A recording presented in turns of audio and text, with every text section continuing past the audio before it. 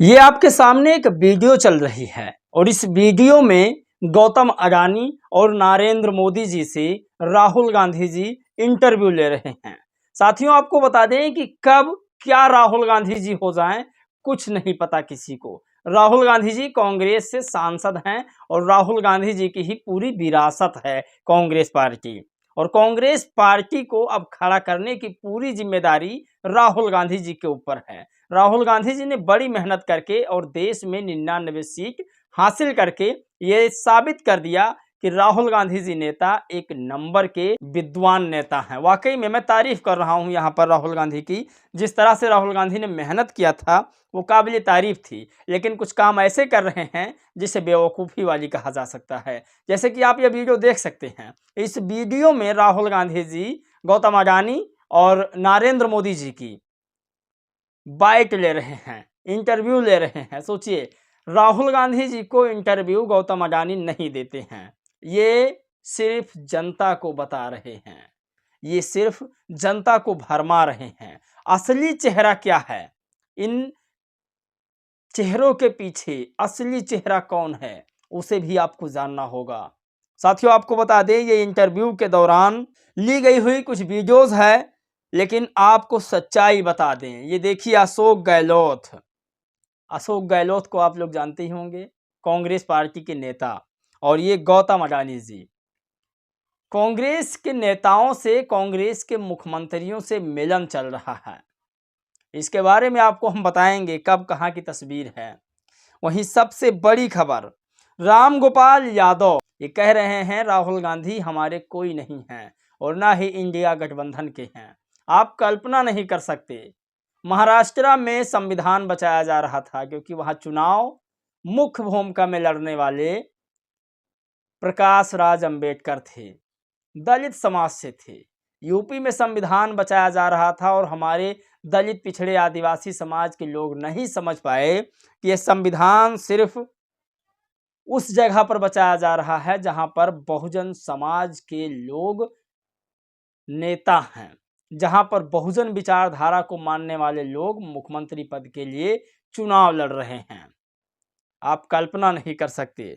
तो ये गठबंधन टूट रहा है, नए गठबंधन की साजिश भी चल रही है, तैयारी भी चल रही है, माफ कीजिएगा, और उस तैयारी से नया गठबंधन भी तैयार होगा। यूपी में अंबेडकरवादी सरकार भी बनेगी, फिर चाहे वो कोई बनाए लेकिन बनेगी 100%। लेकिन सबसे बड़ी खबर की ओर आपको लेकर चलते हैं।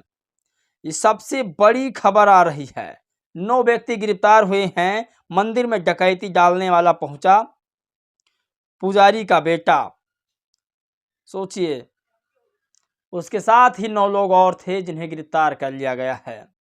वहीं सबसे बड़ी खबर, कांग्रेस की तारीफ बहुत सारे बहुजन पत्रकार करते हैं, जिनकी पत्रकारिता की वजह से बहुजन समाज पार्टी पर भी धक्के आए हैं और बहुजन समाज के तमाम नेताओं पर भी। जैसे कि अभी कांग्रेस के लिए पत्रकारिता कर रहे डॉक्टर रतन लाल जी, ये मैं नहीं कह रहा, मैं तो यही कहता हूँ डॉक्टर रतन लाल अपने कामों को अच्छी तरीक़ा से निभा रहे हैं, लेकिन डॉक्टर रतन लाल पर इल्ज़ाम लगाया गया है।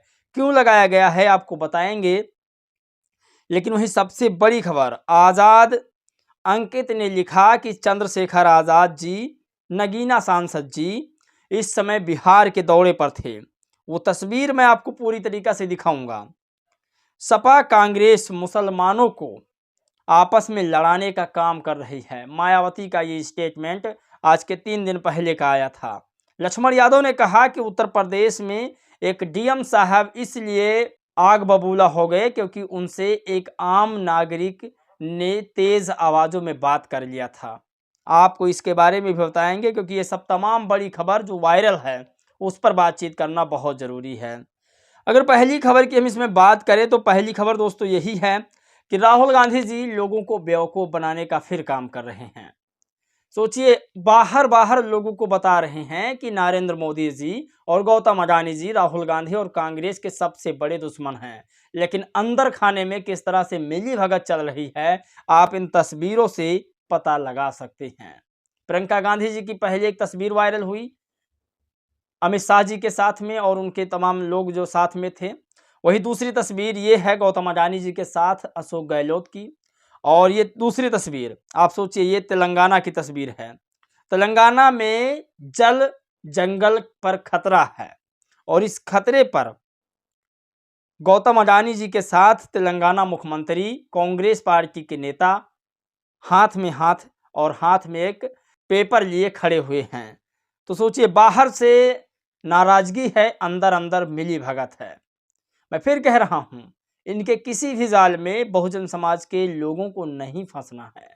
आपको समझना होगा हर वो बात जो सबसे जरूरी है। साथियों, आपको बता दें कि गुमराह करने की इनकी पुरानी आदत है। सत्ता में बीजेपी या कांग्रेस रहे, यही इन लोगों की साजिश होती है।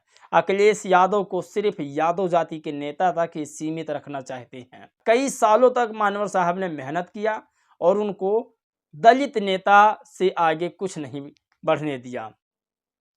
तो ये इन लोगों की चाल होती है बीजेपी और कांग्रेस की कि आरएसएस चलाने वाला है इन दोनों को। तो आरएसएस यही चाहता है कि कभी बीजेपी सत्ता में रहे या कांग्रेस रहे, इन दोनों के अलावा किसी को नहीं रहने देना है। और ये देखिए, राम गोपाल जी ने कहा कि कांग्रेस पार्टी के नेता राहुल गांधी जी हमारे कोई नहीं है। काश ये पहले कह दिए होते और सपा बसपा और तमाम छोटी पार्टियों का गठबंधन हो जाता, तो मैं कहता हूं पूरी उम्मीद के साथ न बीजेपी सत्ता में होती और ना ही कांग्रेस सत्ता में होती। आज बहुजनों का ही राज होता। खैर, अगली खबर की ओर बढ़ते हैं। मंदिर में डकैती डालने पहुंचा पुजारी का बेटा। सोचिए, अपने ही मंदिर में, उसे पता है कहाँ कितना रुपया रखा हुआ है, खजाने में चढ़ाया गया रकम मंदिर के पुजारी को पता चल गया। उसके बेटे ने रात में डाका डाल दिया और 9 लोगों सहित पुलिस ने गिरफ्तार कर लिया है। सोचिए, तो ये सबसे बड़ी खबर है। कानून के हाथ सबसे लंबे हैं, फिर चाहे कोई भी क्यों ना हो। वही सबसे बड़ी खबर, कांग्रेस के लिए पत्रकारिता कर रहे डॉक्टर रतन लाल। ये इल्जाम बहुजन पत्रकारों का है इन पर और बसपाइयों का है, तमाम और नेताओं का है। मैं आपको बताता हूं इन्होंने क्या लिखा था। कांग्रेस जलता हुआ घर है और बसपा उड़ता हुआ जहाज है। एक अंधभक्त खंडहर, जलते हुए घर में अभी भी 100 सांसद हैं और 3 राज्यों में सरकार है। उड़ते हुए जहाज में सिर्फ एक राजपूत विधायक है, बाकी जोर से बोलो नेक्स्ट पीएम मायावती। ये रतनलाल का बसपा को कोसते हुए इल्जाम लगाया गया है। अब आपको बताते हैं बहुजन समाज के तमाम लोगों ने क्या लिखा। ये लिखते हैं कि अमीर लोग कुत्ते पालते हैं, वो पालतू कुत्ते गुलाम होते हैं। हड्डी खा खाकर वो अपनी बिरादरी पर ही भौंकते हैं। हड्डी खा खाकर उनकी आंखों पर इतनी मोटी चर्बी चढ़ जाती है या चढ़ी होती है कि वो अपने मालिक के कहने पर अपने बाप को ही काट लेते हैं। गुलामी ऐसे ही होती है।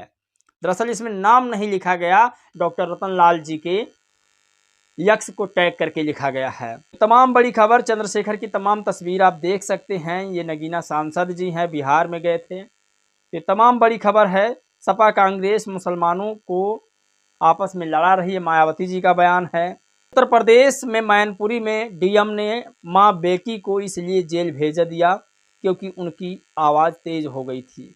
कभी पुलिस प्रशासन लोगों को वोट डालने से रोकती नजर आती है तो कभी आवाज़ तेज होने पर जेल।